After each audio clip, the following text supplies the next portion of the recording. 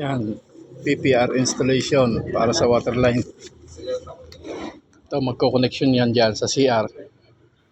Papunta rito sa lababo. Yan.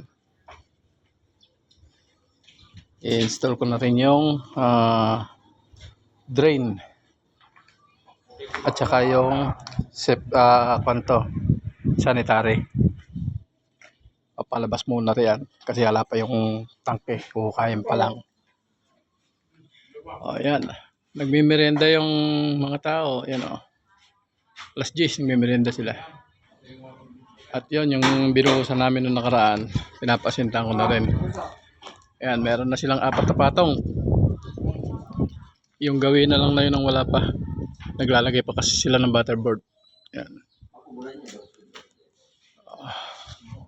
Malinis na rito. Sintan pa yan o.